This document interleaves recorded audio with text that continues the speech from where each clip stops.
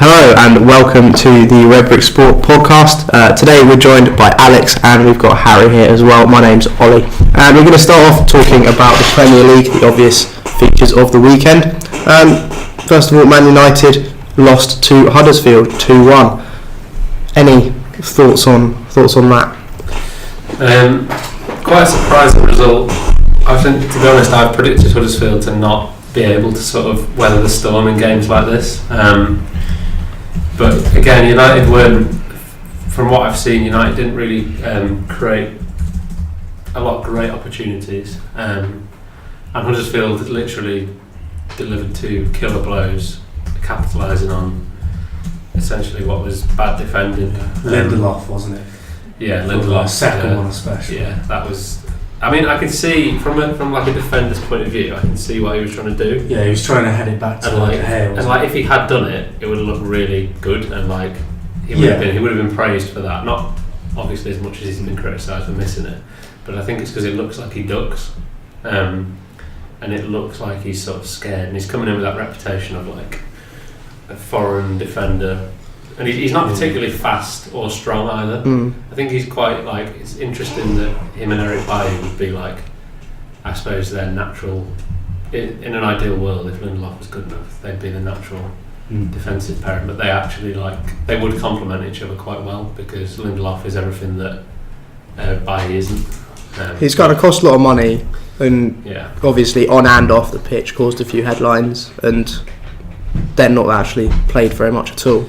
So, is a mixed start for him, I'd say. Then obviously, Mata in the middle. Everyone can remember David De Gea when he came to England, how mixed his start was for Man United because of his deficiencies in certain areas. De Gea is now probably the best goalkeeper in the world. I'm not saying Lindelof has the potential to be the best defender in the world, but I think you've got to give him a chance. And just give him time to sort of get used to the Premier League. That's a fair point. But I think goalkeepers and centre-backs, it's hard to compare how they adapt. Yeah, I agree with that, but I just think from a patience point of view, you should have the patience to. I mean, it's not like United have bad defenders. Like, although as much as he's made like one mistake. Yeah, and like Phil Jones is decent. Like, obviously he's a very sort of parodied man, but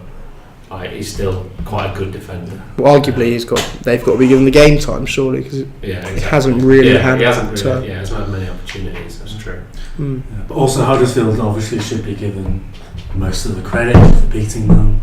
What was it? You told me about some theory yesterday about Aaron Moy and how. So basically, I saw this tweet that said. So it was a City fan that did the tweet, and it was basically, so Aaron Moy, obviously Australian, Man City signed Melbourne City so they could send Aaron Moy there, and then they could send him on loan. So they could sign him as City, send him on loan in the English League, get Huddersfield promoted, and then be able to beat Manchester United in the Premier League. And they only bought Melbourne City for I think it was a very small fee. Right.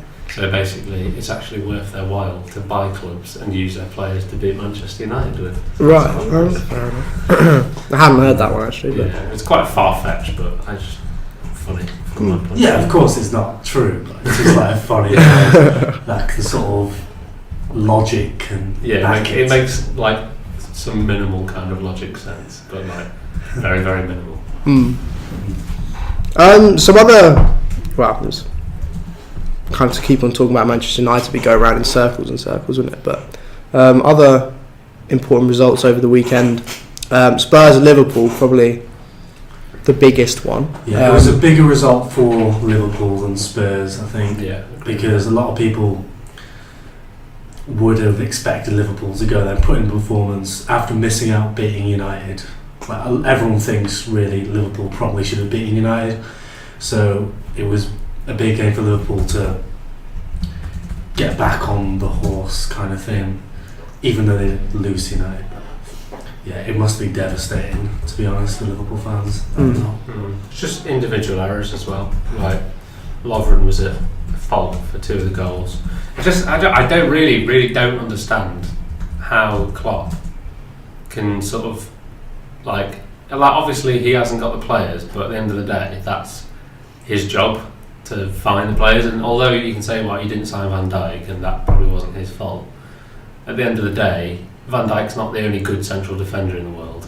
Like, he's not the only option Liverpool had, and they failed to replace Lovren with an adequate centre half. Yeah, I was saying to you yesterday that Chelsea didn't want David Luiz back initially. He was a panic buy, in inverted commas, and that worked out pretty well for them last season, didn't it? Yeah, it's a very strange thing. It just seems like a massive oversight by Klopp to think that his defenders are good enough, and it's not only like, because obviously the emphasis is on the centre backs at the moment, but it's like playing Alberto Moreno. Like, I don't understand. Like Andrew Robertson, although I think he's only played like 4 games for Liverpool, but he's been very good in all of those games, and it's bizarre to me that he would sort of let Moreno have a chance when he blatantly isn't good enough. And it's the same with Alexander-Arnold. Although he's a young player, he might need sort of a rest here and there. He's put in some really good performances, and there's so much more to be gained than playing him there than playing Joe Gomez out of position for me. But well, I mean, Harry, you bring up Chelsea, and that is arguably the same kind of ballpark as Liverpool in that their defences are leaking goals like there's no tomorrow at the moment. So who would you say has more to worry about? Chelsea having conceded 2 in quick succession against Watford. They're both looking vulnerable at the back. More to worry about. Yeah. Liverpool do. In terms of defence. Yeah, the thing with Liverpool as well is that no one like that. I think obviously you might not agree with me, but from a Chelsea fan's point of view, there's way more residual faith in that defence that comes back from last season. And the player, like, obviously, like that second Watford goal was League One standard defending. Yeah. But at the same time, they've not nearly committed as many errors as some of the Liverpool defenders have. Right. Do you think Chelsea are suffering from missing John Terry? Even no, I don't mean as a player, but as a presence on the training pitch and at half time and stuff. I think at in the sense, like in the middle of a game, no. But I can see even his influence, like on the training ground, to kind of rally the troops and stuff, like get a little bit more kind of unity, as it were. I would say that yes, they are. Because his impact at Villa has been unbelievable. I know we're probably going to talk about Villa later, but his obviously experience and Villa holding on to their 1-goal lead at Fulham, it's like last season you just expected them to concede in the last sort of 10 minutes, and they did. Yeah. But this season it's just like, no, you don't expect it at all. Terry and Chester, it's just so much more reliable. It's just a presence thing, and I feel like that is something that can be missed. I think that's true. Quite metaphysical, but it is a real thing in football to be considered. No, I think there's definitely a case to be argued for the fact that Chelsea are lacking leaders on the pitch. I'd say that, like, much as like a lot of people give Gary Cahill flack where he doesn't deserve it, I think he's definitely a scapegoat for your problems. Absolutely, I think a lot of kind of more plastic Chelsea fans would kind of blame him for all of our defensive frailties and stuff. And obviously, there's been the whole issue of Conte apparently not getting the players that he wants. Whether like who controls the transfers and stuff is obviously done behind closed doors. But I would say that definitely the loss of Terry in a, just as you say, that like the presence factor comes in. Like Azpilicueta, he's a captain in the making. He's the vice captain at the moment, and he's obviously a fan favourite. He's definitely in the top 3 defenders in the league, I'd say. You not think Azpilicueta leads by example though, rather than actual sort of the more like concrete aspects of leadership? So like shouting, making sure everyone is in the right place. Do you think? I think, from what I'd say, his leadership is about hard work. But yeah, that's what I would say. That I think his like he leads by example. He doesn't need to improve his game, like as far as I'm concerned, like compared to other people. So if people look at him, he's the captain in the making. In that, he then needs to build his own kind of persona. Like I think that it's like him being quite reserved and understated has been an influential factor on like fans taking a liking to him, everything like that. But he can, like, if he develops his own persona, the kind of the confidence on the pitch to like command the defence, and that will be the kind of deciding factor as to when he makes it to that kind of captain level. He's definitely good enough to. 100%. Yeah. Absolutely, probably one of the best all-round defenders we've seen in the Premier League, history. I'd say I wouldn't say that's even a sort of overstatement. But I think one of the most underrated. I think a lot of people forget. He's one of those players you forget that he's passed under the radar, definitely. Definitely sure. For the last 3 seasons at least. And now he's been at Chelsea for 6 years or something. David Luiz taking the headlines for good or bad, and then it's Cahill, and then obviously Terry. But yeah, Watford obviously showed their kind of mettle. They came back from 1-0 down, two goals in quick succession. You could argue Watford should have won that game. Really, I mean, when it was 2-2, Watford had a lot of chances. Richarlison missed a couple. Richarlison was really. He looks. Did you watch the game? Did you? Yeah, no, I was at the really game. Lively. Just looks like someone who's got the natural instinct to score goals and to sort of just create opportunities. But I think Watford were quite unlucky. And Marco Silva said in his post-match press conference he didn't, because obviously he said obviously Watford don't tend to score 2 goals away at Chelsea, so you can look at it from that point of view and say it's unprecedented and it's a good thing that they still managed to score 2. But Silva seemed to think that they should have won the game. I don't think they played like they weren't afraid. Obviously beating Arsenal, and they were 4th, weren't they? It just gives them that confidence. I feel like if Chelsea would have lost, it would have been really bad, because it would have taken away that kind of formidable aspect of Stamford Bridge, which I think is important. And it's something United have lacked for the last couple of seasons. As in Old Trafford being the form. Because they drew all their games last year, and it's not a very formidable place to go. Well, perhaps this year it could become. But well, on Match of the Day they showed a stat of the action areas kind of thing, and usually it's not very useful, to be honest, but it was showing how Watford were taking the game to Chelsea and basically almost dominated the game up to about the 70th minute, where they decided to sit back, which is obviously natural when you're winning, but it played into Chelsea's hands. Exactly. Bringing Ben Watson on was the sort of the big bang moment for Chelsea. It just kind of swapped the emphasis of the game, and that played right into their hands. And I think obviously I'd hope this from a fan's perspective, but to have that kind of, Watford knew that they could come to the Bridge and literally play how they wanted to. Chelsea having lost the last 2 games on the spin, so to lose a third would arguably be catastrophic, would be too strong, but it was hopefully massive, massive for Chelsea, massive for Conte, as you saw when he celebrated, jumping into the crowd, which I think is great. I love that. He's definitely not without emotion, is he, Conte? Yeah. I think it's how managers should be. I don't understand how managers can just the manager is unmoved when they score. It's why? How? Yeah, it's very odd. But I think Conte is he's an enigmatic sort of character. There's no other manager for me that can what he did with the 13 win streak. That is incredible. And the thing is, we're all looking at the title's over now, and it's City's to lose. But who's to say that Chelsea can't?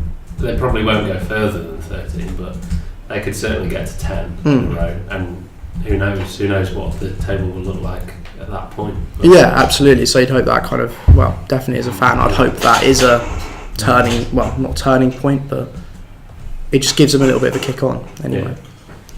The problem is with that is you just can't see any weakness with City at the moment. Yeah, but things can change. So many things can change. I saw injuries. I saw a tweet saying if De Bruyne and Aguero, or say one of City, like Silva, gets injured, you could make the argument that they'll revert back to how they were last season.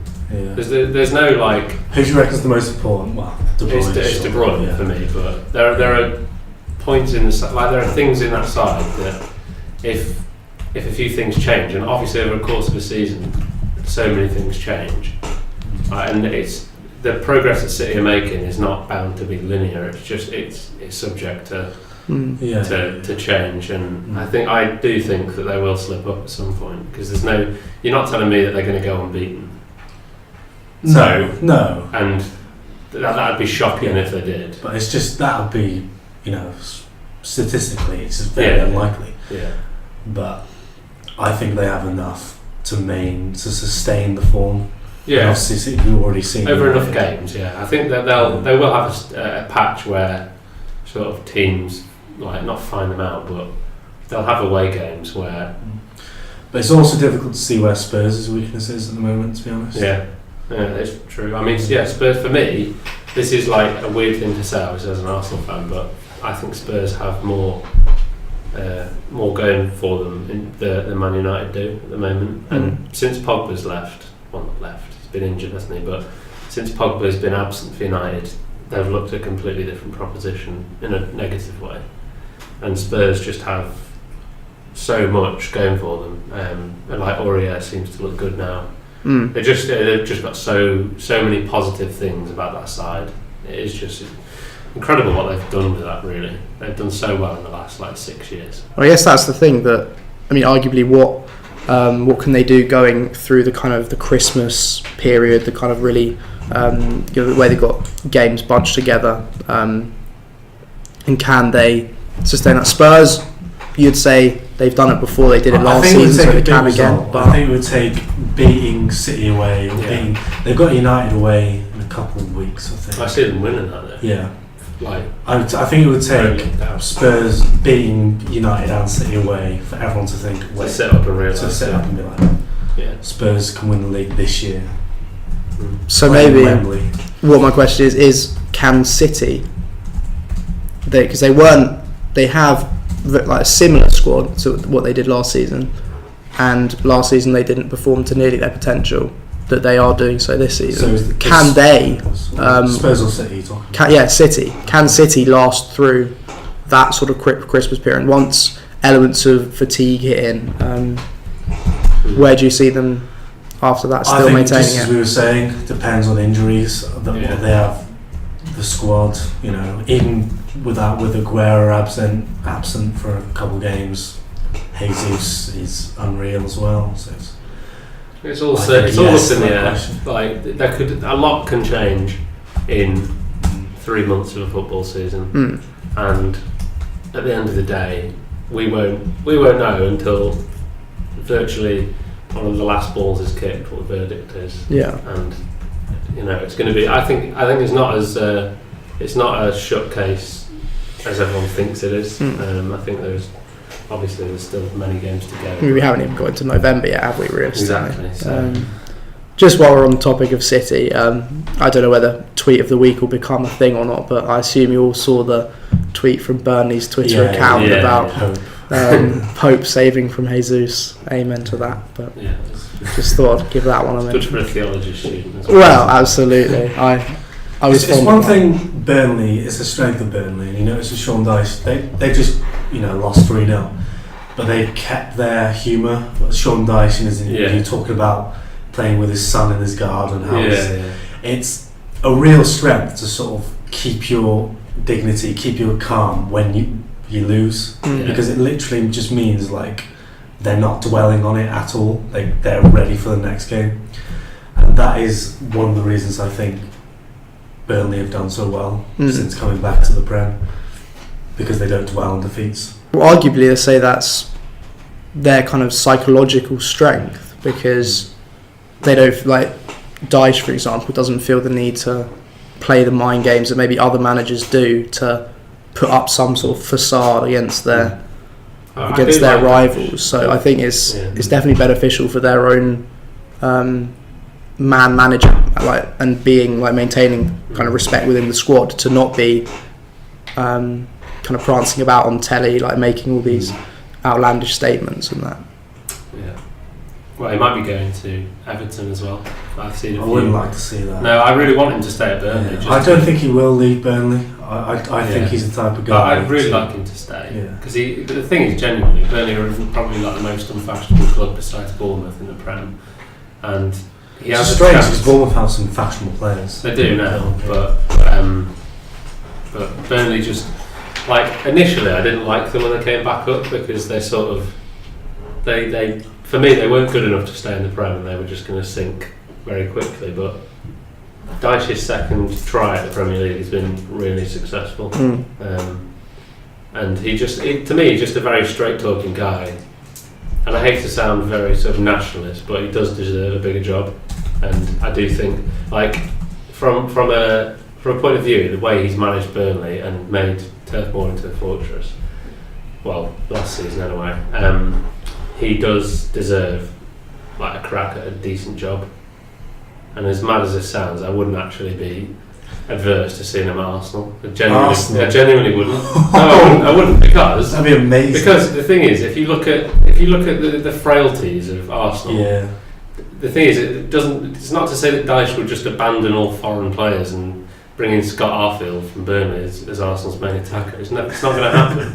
So actually, in a weird sense, he could galvanise Arsenal and turn them, because everyone moans about Arsenal saying they don't do enough defensive work, they don't do this, they don't do that. He is literally the polar opposite of Arsene Wenger. And I think that might be what we need. I'm not saying, obviously this may come back to haunt me in a few years, and obviously when people said Owen Coyle should be Arsenal's manager, a few years back, and that obviously we can see where that's gone. But I think Dyche has got a lot of staying power, and I think I just like him as a man. The way he comes across is very respectable, and he does deserve a decent chance. England manager? I don't want him to be poisoned with that chalice, really. Right, because fundamentally, anyone who gets the England job has to take about 3 or 4 years to restore their reputation after they leave. Right. So they'll never restore it. Yeah, Roy Hodgson. Steve McLaren. Yeah, Steve McLaren, Roy Hodgson, and it's Fabio Capello even though he didn't do it. Obviously, he did really well in the qualifying with England, but everyone in England looks at him as a joke now. They just think he's that guy who looks like Postman Pat, and that's all he is as a manager. It's just they forget that he won loads of titles at Milan in the 90s. It's it's all irrelevant now, and won loads with Juve as well. So, but yeah. Very good. Well, at that point, we're going to take a short break, and we'll be back with you in a moment. We're back with the Redbrick Sport podcast, and we're going to discuss the last few Premier League results from the weekend. Alex, you had a particular interest in West Ham versus Brighton. Yeah, me and Harry actually watched this whole game for reasons unbeknown to ourselves. We were in the pub, so and it was on TV. We did stay. I asked for it to be. We did stay to watch the last 45 minutes of it. When in reality, we probably didn't need to. But West Ham just infuriating to watch. I was looking at that side and thinking not that he's the best manager in the world, but if Rafa Benitez was in charge of that side, they would be top 5 at the moment. Genuinely, and it's just bewildering that they're not doing much better. And I think Bilic basically doesn't have a plan. Unless let's not get so sort of dramatic about it, but they've grossly underperformed now for 1 season at least, and 10 games of this one. And I don't understand how Bilic's position is tenable anymore. I just think they came out and said he will remain as manager yesterday. which it's just bizarre. I mean, to me, that shows that they've got no plan. I think they just want some sort of stability with the whole thing with the stadium. Perhaps, yeah. And who are they going to bring in? Ronald Koeman, maybe? Sam Allardyce. He'd be the man he'd literally, with that team, he would sort them right out. But it just looks like the squad, it just looks like they're a team totally bereft of motivation. They have no spark. They've got no. Yeah, they've got no pizzazz, is it? Yeah. Lanzini's like the only thing close to that, but he was kind of nullified by the fact that he was dropping back a lot on Friday. Like when you've got kind of Chiati just waddling around in midfield, not really wanting to be anywhere. He's not. Yeah. He's not a ball player either, really. Got the hunger. You need kind of like just someone to give him a bit of oomph. Do you know what I mean? Mark Noble, bring him back. He's just not good enough anymore, though, is he, Mark Noble? Yeah, I think probably a combination of he never really was that good, and now he's playing in a team with no game plan, and it's sort of just it's just not going to work for him in the future. But I want to touch on Joe Hart as well. I feel for Joe Hart because obviously he should have saved the second goal. It just hasn't worked out for him. And he's watched his career change so much in like 2.5 years. We had I'm sure we've had conversations in the past 2 years where we've been talking about Joe Hart as England's best player. And look how much that's changed now. He's not even England's best goalkeeper. Yeah. It's justified Guardiola's decision.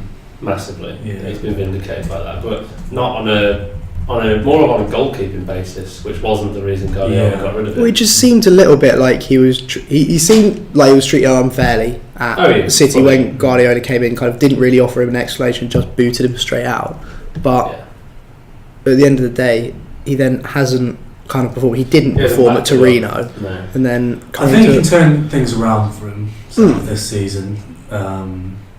Like he's a strong character. The spotlight's on him massively though, because any time he makes a mistake, it's in the papers. Yeah. Because he's still England number one. I feel like if Jack Butland replaced him as number one, Joe Hart's form would improve massively for West Ham. He definitely seems driven by that kind of competition, and he definitely didn't have that with England. No, he was unrivaled, really, wasn't he? Yeah, but now it's ridiculous competition. Like Pickford, Butland. It's good, but I just think on the Izquierdo goal, Hart, not being funny, but that shot gets saved in the Championship by most keepers. For me, even maybe League One and League Two as well. A lot of keepers would save that shot. And he got a hand to it, didn't he? So yeah, he got the wrong hand to it.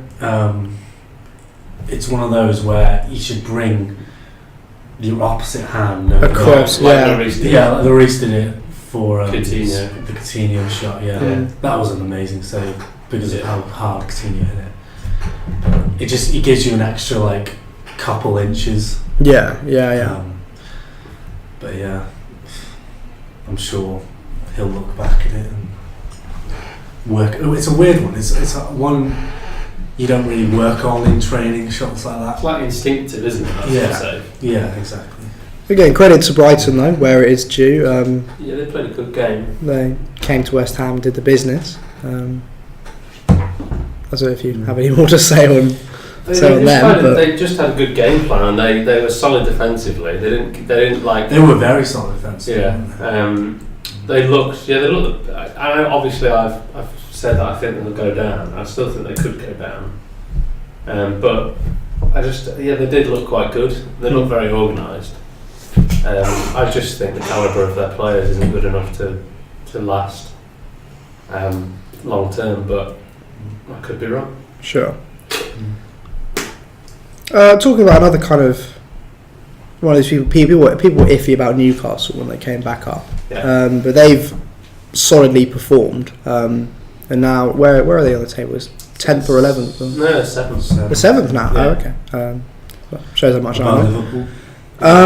But they recorded a fairly run-of-the-mill victory against Palace on Saturday, and Mike Ashley's put the club up for sale. That was a are things looking up at St James's Park? I think the city of Newcastle feels almost, all of a sudden they feel quite emancipated by this news.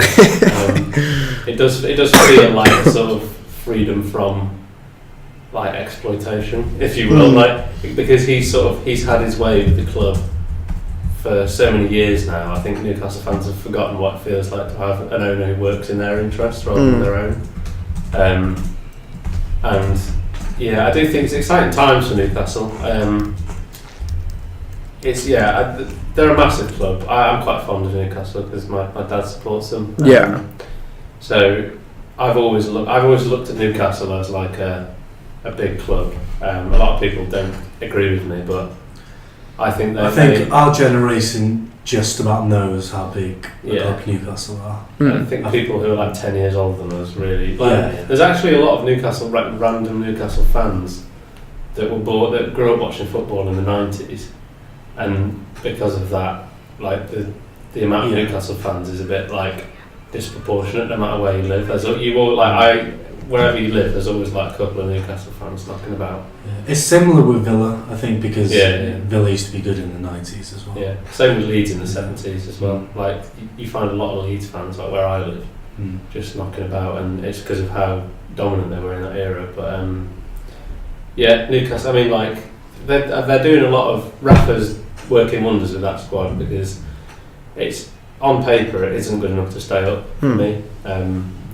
And they've definitely not got enough strength in depth. I mean, once you go past Lascelles and Clark at centre back, obviously you've got Lejeune and Bemba, but they're not fantastic players. I mean, to finish top 10 with that team would be verging on a miracle for me.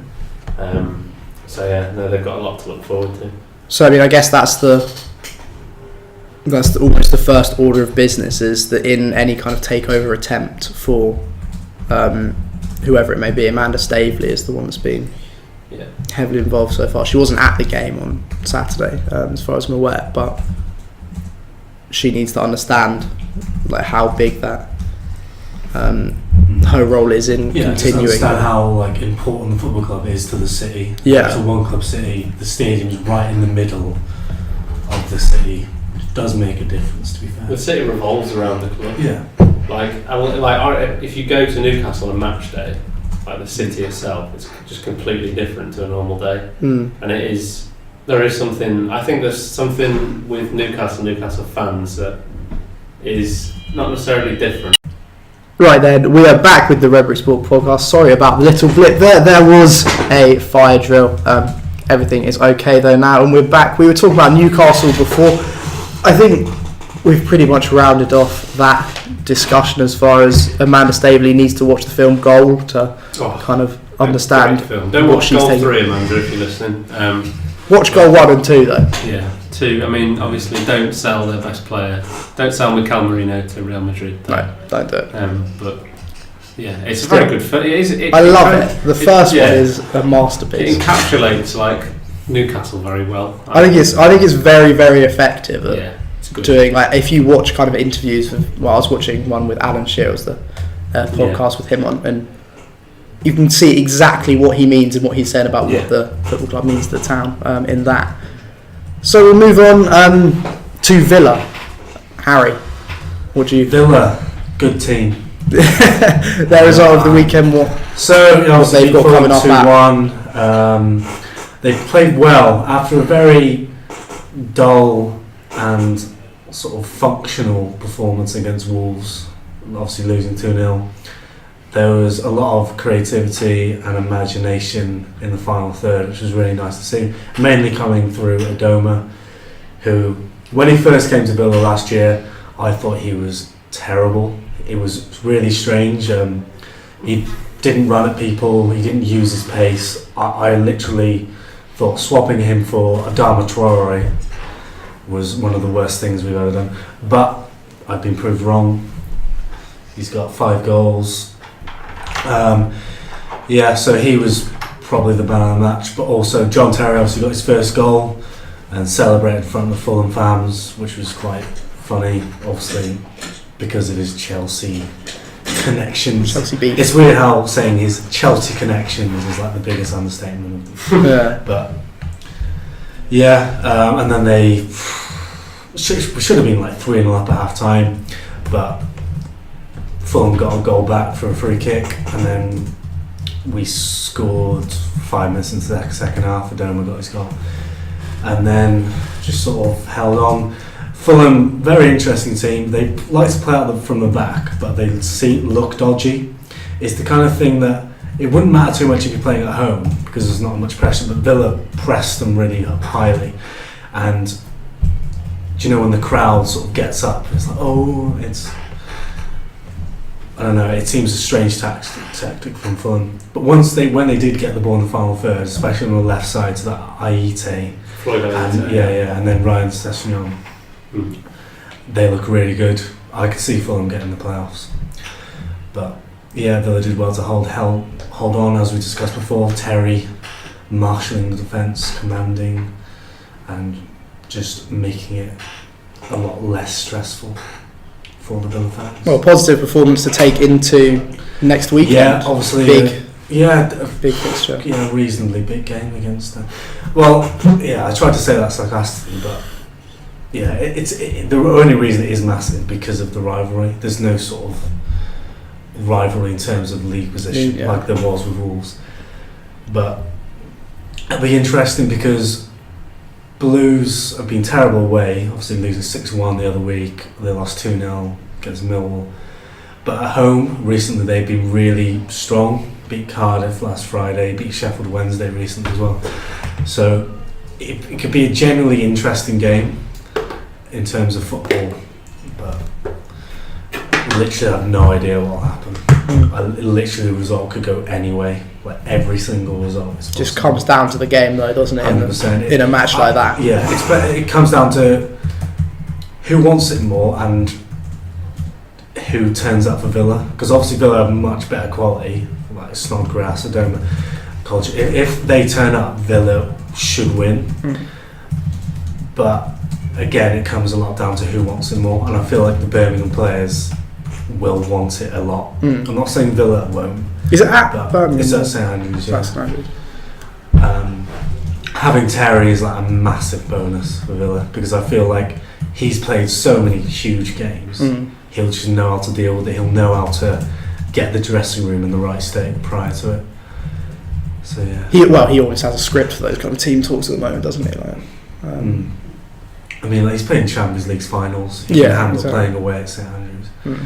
But yeah, it'd be a new experience for him because I'm not sure he's played in a rivalry in terms of, you know, like geographically quite like it. Because not in the same way. Strange. London, it's obviously Chelsea and Spurs is quite a. It's quite a volatile rivalry. Chelsea, Fulham, Chelsea, Spurs, Chelsea, Fulham, Chelsea, Arsenal. It seems like they're all West Ham. spread out. They all say, "Oh, it's a big game because it's a London derby," but I don't think it's not in the same way. There's not as much hate. There's so much hate. Those are the two clubs in Birmingham. West Brom don't really come into it, realistically speaking. Nah. So West Brom don't hate Villa a lot. It's like Liverpool, Everton. It's that kind of worse. Well, yeah. I'd say it's the fact there's nearly on par with Celtic Rangers. There's far less choice in like other clubs as to. Is there confirmation bias from you as you're a Villa fan, though? But like, obviously, I don't know. You're like inflating its importance because it's really important to you. But it's going to be the same to the other sets of fans as well. So it's like Birmingham don't have anyone else. I know I've seen so many articles and stuff. Something like YouTube things and where they like order it and like the most vicious rivalries, and Villa Birmingham is always up there. It's always like top 5.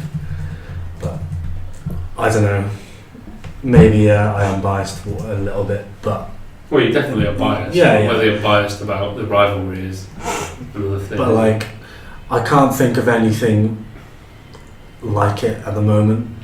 I think because it's still quite raw as well. Yeah, it's really raw because our teams aren't doing very well. It's not like United City, it's not like Liverpool, because they're good teams and the media hypes up the right game and it becomes saturated. Yeah.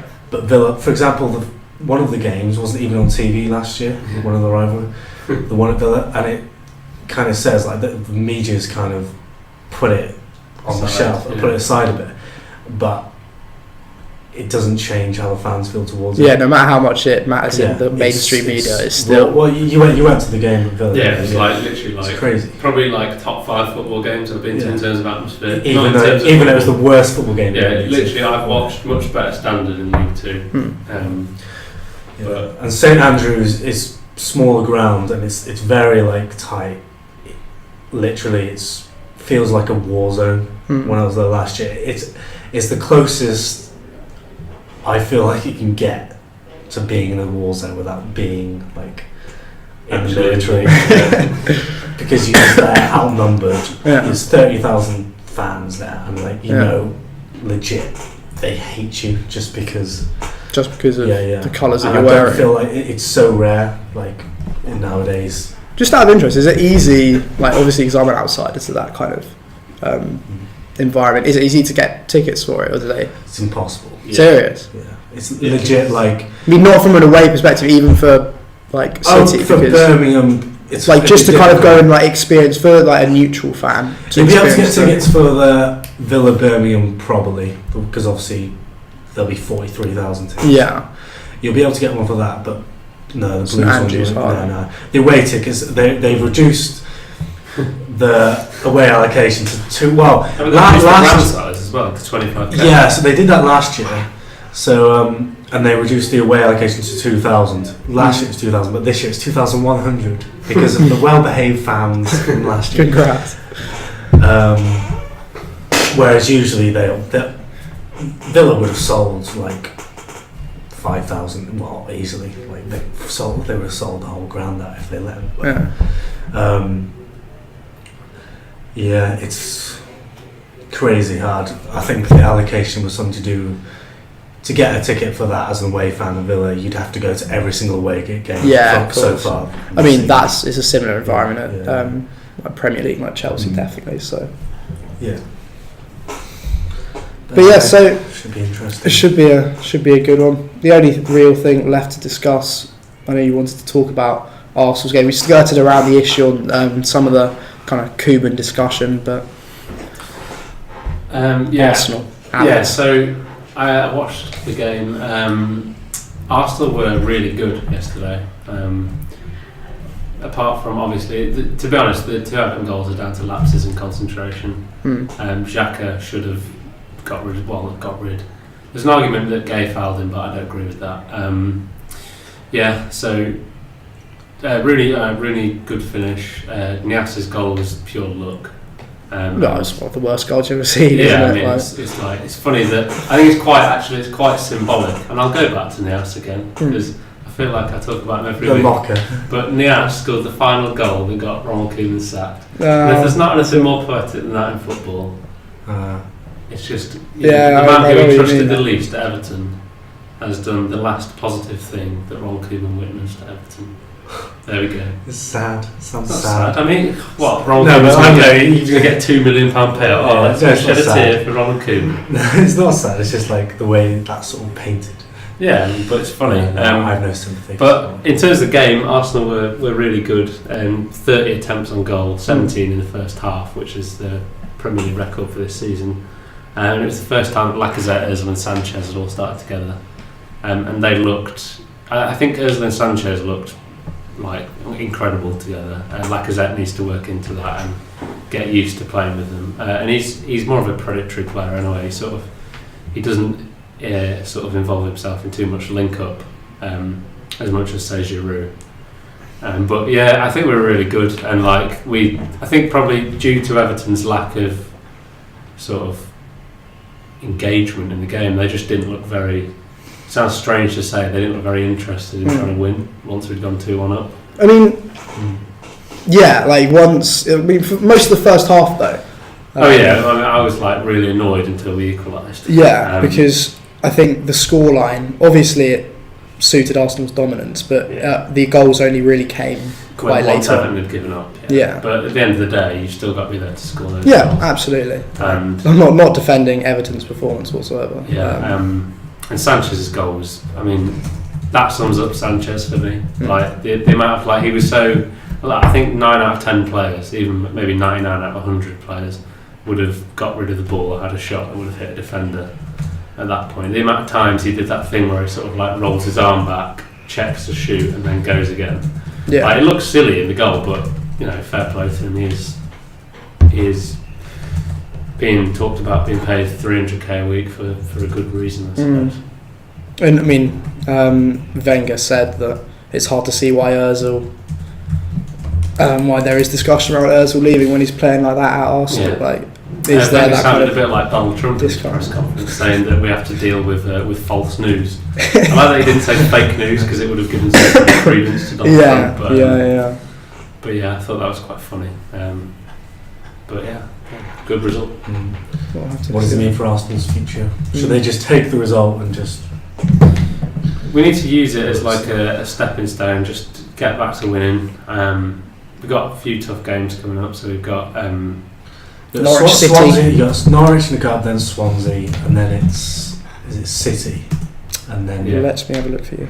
City will be a real test. If we can get a draw against City, I'll be really impressed with that. But so we got Swansea. I could see a similar capitulation to the way Watford played against City, to be honest.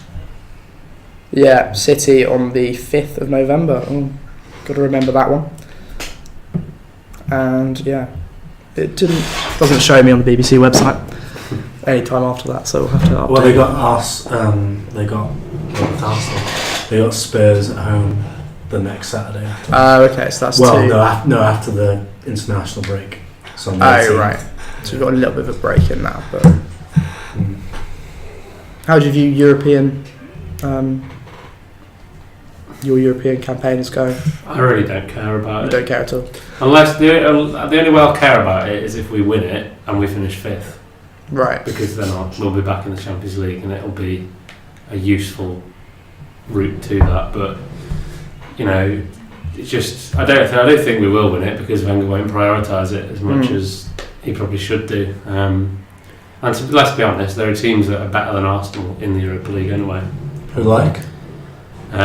You've got like it's true. It's a good point. I can't think of it. It's like you've got teams. I reckon you've got teams like Lyon, which I was going to say Lyon would give you a good game. I think. And then you've got a few teams that just I think on the day like Villarreal could give Arsenal a good game.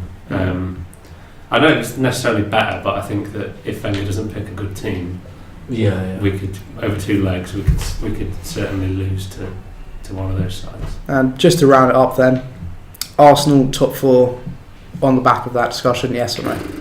Just because of how well Spurs are playing, and United will definitely get top 4, I think, and judging on whether Chelsea do well, we'll see. I think we'll finish 5th again. You think you'll finish 5th? I think at the moment, but things can change. If we beat City and beat Spurs, then I'll be thinking, well, why can't we get the title again? You'll still have Europa League then, but obviously you don't really count that. Yeah, there we go. Yeah. Well, thank you very much all for coming on today, and thank you very much everyone for listening. Sorry about the little blip in the middle, but I hope you've enjoyed this one. We'll be back next week with another podcast, and this has been the Redbrick podcast with Harry, with Alex, and with Ollie today. So we'll see you next time.